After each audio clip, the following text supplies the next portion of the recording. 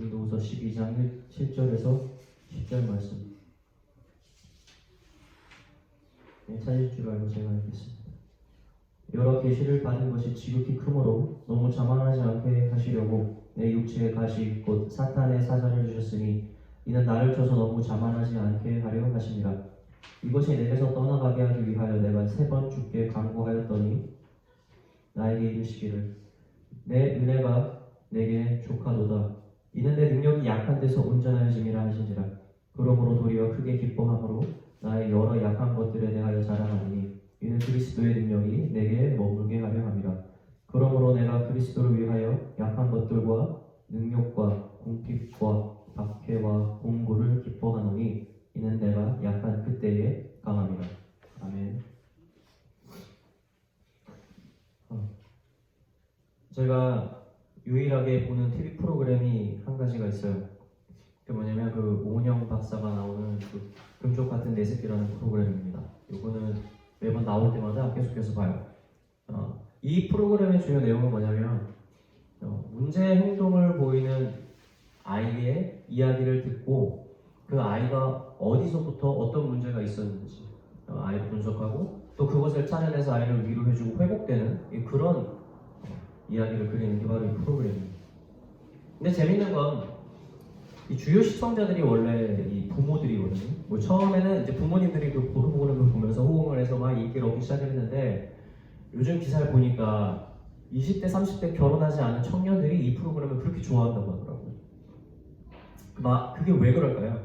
그건 뭐냐면 사람의 안에 있는 깊은 내면을 바라보면서 그 사람들의 이야기를 듣고 그 사람들이 회복되어지는 거죠. 다시 말하면 사람이 그렇게밖에 행동할 수밖에 없던 이유를 너무나 잘 이해해주고 그런 데서 사람들이 이제 힐링이 되는 겁니다. 일주일 전쯤에 저희 아내가 어떤 강의를 들으면서 저랑 같이 들어보자고 하더라고요. 그래서 오디오로 이렇게 같이 들었어요. 근데 거기서 나와서 강의하시는 분이 약간 정확하게 이분 직책은 모르겠는데 인문학 교수 중에 한 분인 것 같더라고요. 인문학에 대해서 많이 말씀을 하시면서 그분이 인간이 얼마나 덜 완성이 되어 있고 연약한지를 말로 너무나 잘 묘사를 해주더라고요. 세상에 모든 동물들은 태어날 때 다 털을 다 덮고 나오는 거예요. 거의 다 자란 상태로 나오는 거예요. 그리고 그것들이 걷는 데까지는 며칠밖에 걸리지 않습니다. 그리고 그것을 걷기 시작하면 습관적으로 바로 부모로부터 독립하기 위해서 노력을 한다고 하더라고요. 그런데 이 인간은 태어나서 나왔을 때 걷는 데까지 걸리는 시간이 1년이나 걸리죠. 그리고 부모로부터 육신으로 독립을 하는 데까지 또 10수년이 더 걸립니다. 인간만큼 이렇게 연약하게 태어나는 곳이 없어요. 그런데 그것뿐만 아니라 인간은 태어날 때 정서적으로도 조금 불안한 면이 있습니다. 아이가 태어나서부터 행동하는 모든 것들은 어디서부터 기준이 되냐면 부모로부터 인정을 받기 위해서 칭찬을 따라서 아이들이 자라기 시작한다는 거예요. 내가 무엇을 원하는가가 아니라 부모가 나를 통해 원하는 것이 무엇인지를 보면서 눈치를 보면서 산다는 겁니다. 그런데 어른이 되어서도 사람은 여전히 자신의 모습을 찾는 것이 아니라 타인을 통해서 자신을 찾으려고 하는 그 습성에서 벗어나지 못한다고 해요.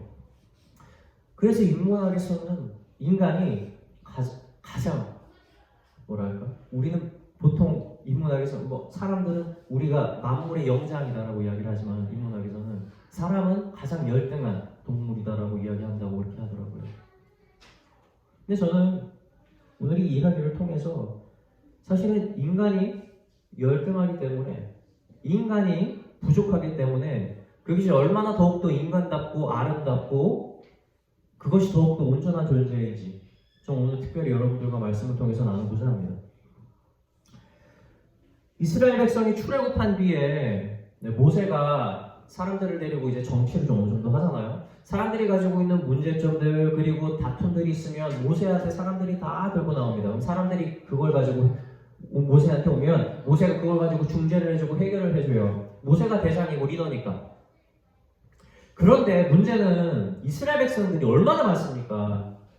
많은 사람들이 문제를 가지고 나오다 보니까 모세가 해도 끝이 안 나는 거예요. 하루 종일 모세가 하는 일이 뭐냐면 앉아가지고 사람들을 재판하는 일인 겁니다. 이 일이 볼 때 이 장인 이스라엘한테는 이게 눈이 썩 좋아 보이지 않았어요. 그래서 모세에게 네가 하는 일이 옳지가 않다. 그래서 그 장인이 제안을 하죠. 무슨 제안을 합니까? 너 밑으로 이 일을 할 수 있는 나라를 세우고 너는 중요한 일을 도맡아 해라. 아주 모세가 어떻게 하냐면 1000부장, 100부장, 50부장, 10부장 이렇게 각자 일을 맡을 수 있는 사람들을 자기 아래로 쭉 세운 다음에 일을 도맡아 시켜요. 그리고 모세는 무슨 일을 합니까? 정말 중요한 일들, 해결하기 어려운 일들만 몇 가지만 하게 되는 거예요. 지혜롭게 일을 처리하게 된 거죠. 이것은 사실은 하나의 연합입니다. 재밌는 건 모세가 이 일을 하기 전에 반드시 해야 했던 일이 있어요. 뭐냐면 이드로가 이렇게 얘기하거든요. 너는 이 일을 할 수가 없다라고 얘기하는 거예요. 모세가 다른 사람들에게 일을 맡기기 위해서 먼저 해야 됐던 일은 뭐냐면 나는 이 일을 할 수 없다라는 인정을 먼저 해야 되는 거였어요. 자기가 모든 것을 쥐고 내가 해야 된다는 내 자리를 다른 사람들에게 지금 나눠주는 겁니다. 믿고 맡기는 거거든요. 그렇게 자신의 자리를 다른 사람들한테 내어줄 때 먼저 해야 되는 바로 한 가지 일이 뭐냐면 나는 할 수 없다라는 바로 그러한 고백인 거예요. 거기서부터 연합이 시작될 수 있는 거예요. 거기서부터 함께 일하는 게 시작될 수 있다는 겁니다.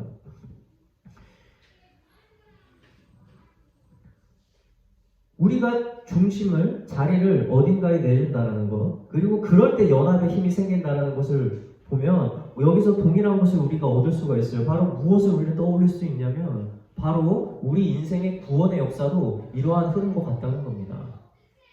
구원의 시작이 어디서 일어나냐면 내가 할 수 없다라는 걸 깨닫는 데 있어요. 내가 스스로 구원할 수 없다라는 것을 깨닫는 데 있습니다. 주님, 나는 이것을 할 수 없습니다라는 고백이 있어야 되는 거예요. 그때 주님이 그 일을 와서 해준다는 겁니다. 예수님께서 이 땅에 오셨을 때 예수님께 구원받은 사람들이 누구였습니까? 부자, 가난한 자? 아니에요. 능력이 있는 자, 능력이 없는 자 아닙니다. 그냥 주님 앞에 무릎 꿇었던 자들이에요. 그들은 자신의 나약함을 인정했어요. 내가 할 수 없음을 고백을 드립니다. 내가 건강이 없어요. 내가 능력이 없어요. 심지어 제가 믿음이 없습니다. 라는 고백을 드렸던 사람들이 예수님에게 와서 구원을 받는 데까지 갈 수 있었다는 사실입니다. 그래서 인간이 연약한 것, 인간이 할 수 없다고 말할 수 있는 건요, 여러분 너무나 인간다운 것이고 그렇기 때문에 인간이 너무나 특별한 존재인 거예요. 우리는 종종 신앙을 가지고 살아간다는 것을 우리가 만능꾼이 된다고 여길 때가 있습니다. 내가 다 할 수 있고 말씀으로 하나님이 나를 어떻게 도와주셔서 내가 모든 일들을 잘할 거라고 생각을 하는데 아니요, 천만의 말씀이에요. 우리는 모두가 삶에서 허점이 있습니다.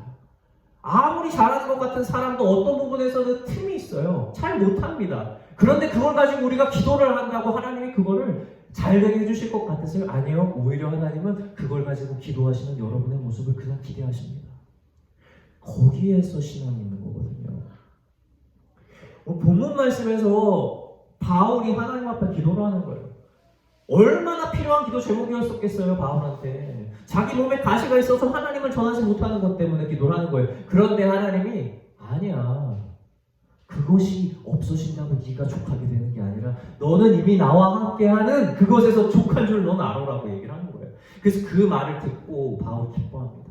내 몸에 가시가 있는 것이 나를 온전케 하는구나. 내가 약한 것이 나를 온전케 하는 힘이구나. 이것을 깨닫고 바울이 더는 기도하지 않고 자신의 육신의 가시를 볼 때마다 그것을 기쁨으로 여기며 하나님과 동행했다는 사실이에요.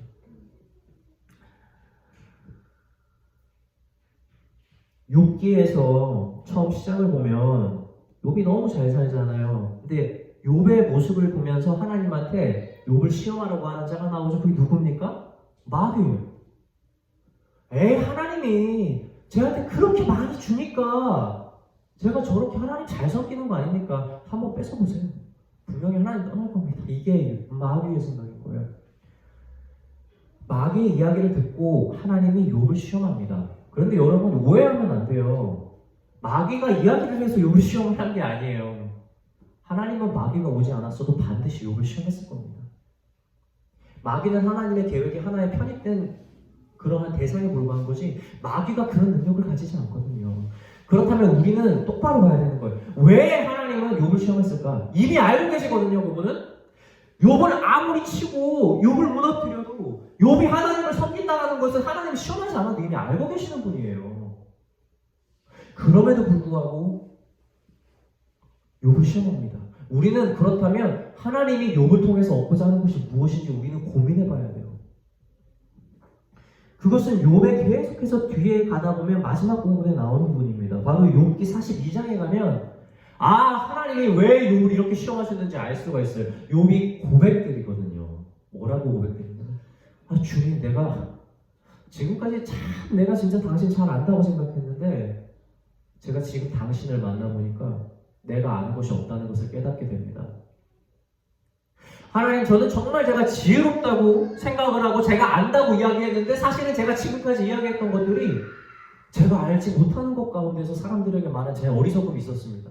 라고 욥이 회개를 해요. 그러면서 욥이 이런 말을 하죠. 제가 죄와 티끌 가운데서 하나님께 회개한다. 내 존재가 하나님 당신 앞에서 보니까 정말 먼지 같은 존재이구나. 이걸 깨닫습니다. 주님, 그리고 제가 회개합니다. 이 고백을 하는 거예요. 여러분, 하나님이 욥이 믿음이 없다고 생각을 하신 게 아닙니다. 욥이 믿음이 있는 걸 아셨어요. 욥에게 모든 것을 가져가도 욥이 하나님을 버리지 않을 거라는 걸 알고 계셨어요. 그럼에도 불구하고 하나님은 욥을 시험했어야 됐어요. 왜? 바로 이겁니다. 나는 낮은 자요, 하나님은 높으신 자라는 그 찬양과 자신의 회개를 우리 하나님이 듣고 싶었던 겁니다. 여러분, 하나님은 바로 그런 분이시라는 거예요.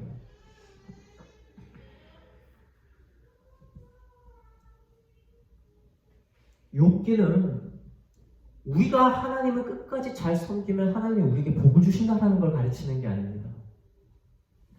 하나님이 우리에게 시험을 주는 이유가 무엇인지를 정확하게 가르쳐주는 거예요. 우리의 존재의 약함을 인정하고 하나님의 높으심을 인정하는 바로 그 예배의 자리를 떠나지 않게 하는 것, 그것이 욥기의 중심에 있다는 사실입니다. 그리고 그것이 진정한 복이에요. 욥기에서는 그것이 물질로 비유되어 나오지만 여러분, 그 풍성한 복은 사실은 그 비밀은 하나님을 하나님 되는 자리에서 우리가 그분을 인정한다는 그 예배의 자리를 벗어나지 않는 데 있다는 사실을 잊지 마시길 바랍니다. 신앙생활의 핵심은 우리가 얼마나 많은 말씀을 실천했느냐, 그것을 재보는 데 신앙생활의 핵심이 있는 게 아니에요. 오히려 신앙의 핵심은 얼마나 빨리 내가 죄를 짓는 것을 깨닫고 하나님 앞에 무릎을 꿇느냐, 이 속도에 있어요. 얼마나 내 마음이 민감하게 반응을 해서 내가 불에 닿았을 때 내 몸이 엄청나게 빠르게 그 불에서 나의 몸을, 신체를 떼는 것처럼 죄에 내 발이 닿자마자 내가 그 발을 닿은 곳에 몸까지 가지 않고 발을 바로 그 뒤로 빼는 거예요. 신앙생활의 핵심은 바로 여기 있어요. 회개의 속도라는 거죠. 이스라엘 역대 왕 중에 가장 이스라엘을 부유하게 만들면서 가장 많은 전쟁에서 이기면서 호강하게 만들었던 왕이 누굽니까? 바로 다윗 왕이에요. 그런데 이 다윗 왕이 하나님께 그렇게 많은 사랑을 받은 이유가, 성경에서는 다윗이 하나님 앞에 충성하고 하나님의 말씀을 잘 들어서라고 얘기하지 않아요. 어디서 그게 모든 게 깨집니까? 적나라하게 이야기하잖아요. 밧세바를 범한 데 있어요. 다윗의 죄는 사실은 그 어떤 왕들보다도 너무나 계획적이고 그리고 살인까지 저지르는 그러한 짓을 다윗이 했다는 겁니다. 그렇다면 다윗이 하나님께 사랑받은 것은 다윗이 죄를 저지르지 않아서가 아니에요. 다윗이 하나님의 말씀을 너무 잘 들어서가 아니에요. 어디에 있습니까? 다윗이 얼마나 빠르게 자신의 죄를 뉘우치고 회개하는지 있어요. 이것이 신앙생활의 핵심이죠. 나단 선지자가 와가지고 다윗 앞에서 비유를 들면서 그것이 바로 당신의 죄다라고 이야기를 했을 때 다른 왕들이었으면 그 선지자를 가둘 겁니다. 그 당시 그러면 선지자와 따로 1대1을 이야기하는 시간을 따로 가질 거예요. 잠깐만 생각할 시간을 달라고 이야기할 겁니다. 그런데 다윗은 그 선지자 앞에서 바로 무릎을 꿇고 옷을 찢고 회개하고 눈물을 흘리는 거예요. 주님, 제가 정말 잘못했습니다. 제가 죽을 죄를 지었습니다. 다윗이 밧세바를 범하고 그렇게 죄를 지어서 자기가 나아갈 때 다윗은 사실은 죄에 대해서 잘 깨닫지 못하고 있었어요. 그런데 나단을 통해서 자신의 꾸짖음을 하나님을 통해서 나단을 통해서 듣게 되니까 자신의 죄를 깨닫죠. 그런데 그 죄를 깨닫자마자 다윗은 옷을 찢고 회개하는 거예요. 여러분, 다윗의 중심에 누가 가장 중요한 거예요? 하나님이 가장 중요한 겁니다. 비록 자신의 삶에서 하나님을 보지 못하고 죄의 사랑에서 잠깐 끌려갔다 할지라도 자신의 삶에 잠깐이라도 하나님의 형상이 드러나면 그것을 향해 달려갈 준비가 된 사람이 다윗이었다는 거예요. 다윗은 그 뒤로 동일한 죄를 다시 짓지 않아요. 그 죄를 볼 때마다 자기의 회개를 떠올리는 겁니다. 그 회개 말이에요. 사랑하는 성도 여러분, 할 수 있어서 자랑하는 삶보다 할 수 없어서 연합하는 삶이 훨씬 가치 있습니다.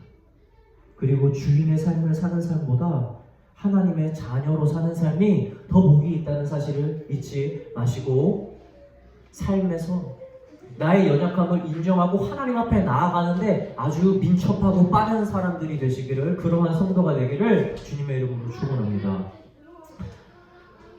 두 번째는 바로 인간이 이런 육신적으로 연약함 말고 인간이 심리적으로 정서적으로 연약한 부분도 왜 보인지에 대해서 여러분들과 나눠보자 합니다. 요즘 뉴스를 보면 굉장히 당혹스러운 뉴스들이 많아요. 이렇게 SNS를 하면서 사람들이, 유튜버들이나 이런 사람들이 자신의 영상을 찍을 때 얼마나 허무맹랑한 이야기를 하는지, 혹은 얼마나 상식적이지 않은 행동을 하는지, 심지어 범죄 행위까지 그걸 그대로 노출하면서 자신을 보여주는 것들이 기사를 통해서 봐요. 왜 그럴까요? 다른 사람들이 자신을 어떻게 보는지에 대해서 너무 집착을 하다 보니까 자기가 지금 하는 행동이 무엇인지 판단하는 힘을 완전히 상실해버린 거예요. 이것이 도덕적으로 옳은가 옳지 못한가를 판단하지 못하게 되는 겁니다. 타인의 시선에 완전히 몰두가 되는 거예요. 여러분, 우리나라 사람들이 물건을 살 때 굉장히 자신의 필요보다 더 중요하게 생각을 하는 것들이 있다고 해요. 그게 뭔지 아십니까? 내가 이 물건이 필요한가 보다 내가 이 물건을 사서 쓰는 것이 다른 사람들 눈에 어떻게 보일까 라는 것을 더 신경 쓰면서 물건을 산다는 거예요. 필요에 의해서가 아니라 사람들이 나를 보는 것에 의해서 사는 물건을 산다는 거예요. 얼마나 다른 사람의 시선을 신경 쓴다는 거예요. 저 어떤 분이 얘기하시더라고요. 한국 사람들이 행복하는 것은, 행복을 위해서는 집을 가져서야 되는 것이 아니다, 자동차를 타야 되는 것이 아니다, 무엇을 입고 무엇을 메고 어떻게 돼야 되는 것이 아니라 사람들이 자신을 보는 모든 시선으로부터 자유를 얻을 때 한국 사람들은 행복해질 것이다. 왜냐하면 외국 사람들이 그렇게 살기 때문에 라고 이야기를 해요. 그러면서 하나의 비유를 들더라고요. 외국에 가면 차를 타서 앉아있으면 옆 사람이 자신이 먹던 빵을 그냥 이렇게 준대요. 근데 만약에 한국에서 진짜 그냥 먹던 빵 웃으면서 주면 아마 신고할 거라고, 한국 사람들 이렇게 얘기하는 거예요. 그만큼 옆 사람에 대한 그런 자신의 시선들에 대해서 굉장히 민감하다는 겁니다. 행복하지 않은 이유가 내가 무엇을 못 가져서가 아니라 내가 가진 것을 다른 사람이 어떻게 보는지에 대한 그 시선을 버리지 못하기 때문이라는 분석이에요. 저는 그것이 꽤 그럴듯하다고 생각을 합니다. 자신은 정말 일이 싫은데 가족과 상사를 만족시키기 위해서 억지로 일하는 사람들도 많죠. 인문학에서는 이렇게 타인의 행복을 찾고 자신의 마음의 독립을 이루지 못하는 사람들을 성숙하지 못한 아이와 같은 삶이라 그래요. 아이들이 부모의 만족을 위해서 살아가는 그러한 삶을 벗어날 때 아이는 성인이 되는 거예요. 몸이 커야지 성인이 되는 것이 아니라. 그런 것과 동일하게 우리가 나중에 자라서도 타인의 행복을 위해서 사는 삶, 자신의 행복이 아니라, 이러한 사람들을 아직 성숙하지 않은 상태라고 인문학은 이야기를 합니다. 그래서 인간이 부족하다고 이야기를 해요. 그러나 저는 그렇게 생각하지 않습니다. 저는 오히려 다른 사람을 보고 사는 삶 때문에 인간이 특별하다고 생각을 해요. 여러분, 혹시 악어의 눈물이라는 표현을 아십니까? 이런 비유가 어디서 생기냐면, 악어가 먹이를 잡아먹고 나면 눈물을 흘려요. 그래서 그것을 보고 생긴 말입니다. 그래서 악어가 자기가 죽인 대상을 보면서 그것을 애도하는 표현이라고 해서 사람들이 악어의 눈물이라는 표현을 써요. 주로 이것을 악인이 흘리는 눈물, 이렇게 표현을 합니다. 그런데 악어가 왜 눈물을 흘리는지 아세요? 사실은? 악어가 자기가 죽인 희생물을 보면서 슬퍼할까요? 아니, 그럴 리가 없죠. 이렇게 악어가 뭔가를 씹을 때 악어의 특정한 근육이 이 눈물샘을 자극을 한다고 그러더라고요, 자연적으로. 그러니까 악어는 뭔가를 먹을 때 울 수밖에 없어요. 그런데 그것을 보면서 사람은 그렇게 생각하는 거예요. 이 죽는 대상에 대한 그 감정을 이입을 해서 보는 거예요. 저는 이게 사람한테 특별하다고 생각을 해요. 물론 잘못된 시선이긴 하지만 그것을 통해서 우리가 단편적으로 볼 수 있는 것은 인간이야말로 희생되거나 죽는 것에 대한 안타까움과 그리고 그것의 마음을 이입해서 볼 수 있는 시선을 가질 수 있다는 거죠. 여러분, 왜 하나님께서 사람이 타인을 보게 했을까? 타인의 시선을 의식하게 했을까? 여러분, 우리는 요거를 좀 봐야 됩니다. 그죠? 어떤 동물이 자기의 행복이 아니라 다른 동물의 행복을 위해서 삽니까? 세상에 어떠한 동물이 다른 동물을 위해서 자기 자신을 희생하면서 삽니까? 여러분, 이런 동물이 있을 수가 없어요. 유일하게 인간만이 여러분 이런 선택을 합니다. 다른 사람을 자신의 몸과 사랑할 수 있도록 설계된 유일한 피조물이 누구라고요? 여러분, 바로 인간인 거예요. 그래서 다른 사람의 눈을 의식해서 오는 물론 나쁜 점도 있고 부작용도 있는데 여러분, 우리가 나쁜 것을 보지 말고 우리가 그렇게 살 수 있기 때문에 우리가 할 수 있는 일을 보면 무엇이 있어요? 타인을 배려하는 삶, 타인을 사랑하는 삶, 타인의 생명을 위해서 나를 희생하는 삶. 여러분, 바로 사랑이라는 키워드를 우리의 내면의 DNA에서 우리는 발견할 수 있는 겁니다. 그래서 인간이 특별한 거예요. 이건 연약함이 절대 아닙니다. 다른 사람을 위해서 사는 것이 조금 더 불행할 수도 있어요.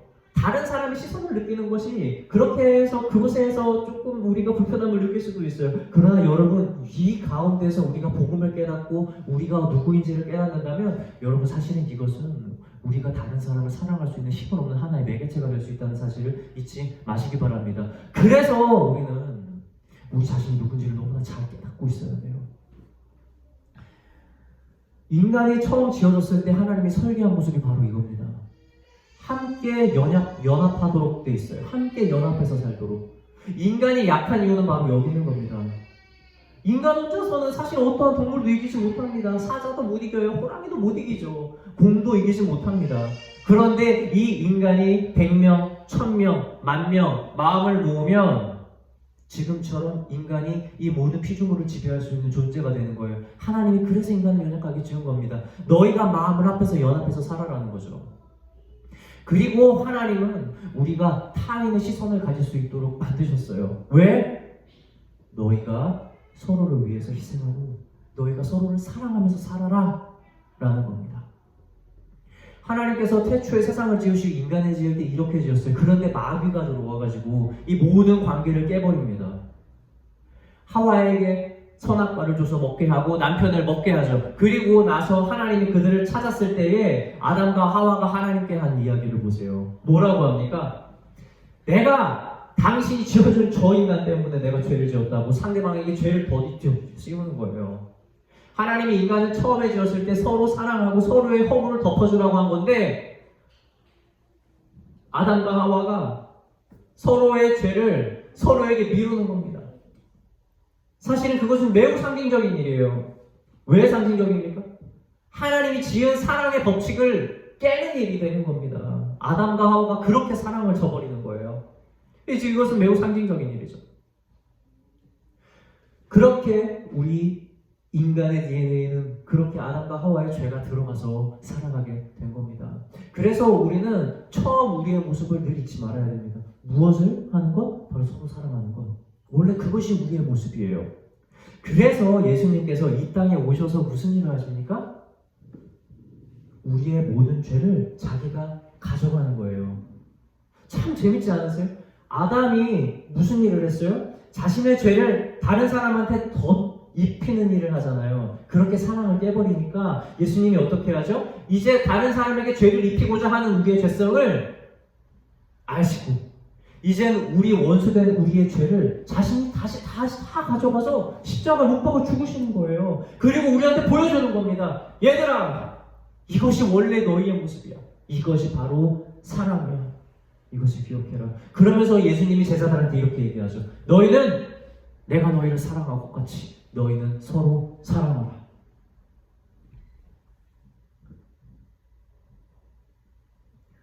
아담으로부터 우리가 육신을 받았기 때문에 우리는 맨날 시험에 빠질 수 있습니다. 나 자신을 조금 더 사랑하고 나를 위해서 살고 때에 따라서는 다른 사람들을 이용해서 나를 더 채우라는 유혹이 와요. 여러분, 이거 거짓말이 아니에요. 그래야 정상이에요. 왜냐하면 그런 DNA 우리가 받았으니까. 그럼에도 불구하고 여러분, 우리가 여기서 멈춰서는 안 됩니다. 우리는 예수님이 우리의 모든 죄를 가져가서 원래 사랑의 모습이 어떠한지 우리에게 보여주셨어요. 그리고 그것으로 우리를 구원해 주셨습니다. 그렇다면 우리는 이 마음에 굴복하면 안 됩니다.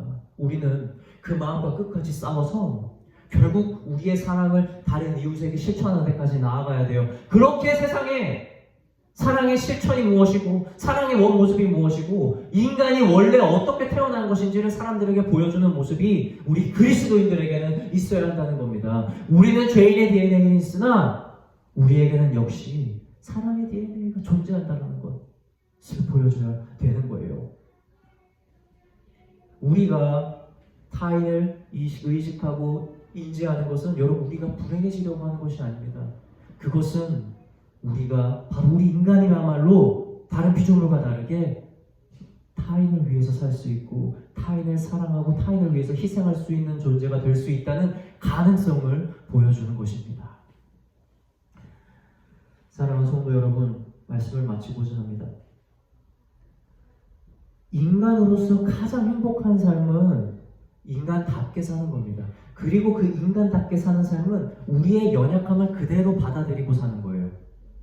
그리고 우리가 타인을 사랑할 수 있는 존재라고 하는 것을, 그렇게 천국이 그렇게 태초에 우리가 설계됐다는 것을 이해하고 사는 겁니다. 그래서 그리스도인만이 인간답게 살 수 있고, 그래서 그리스도인들만이 하나님의 형상을 닮은 자들로서 살아갈 수 있다는 사실을 잊지 마시기 바랍니다.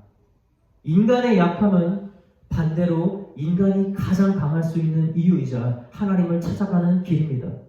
육신의 약함 속에서 겸손함을 얻는 강한 신앙이니, 그리고 어떠한 말씀의 행함보다 사랑의 실천을 통해 하나님의 형상을 닮아가는 저와 여러분이 되시길 주님의 이름으로 축원합니다. 기도하겠습니다.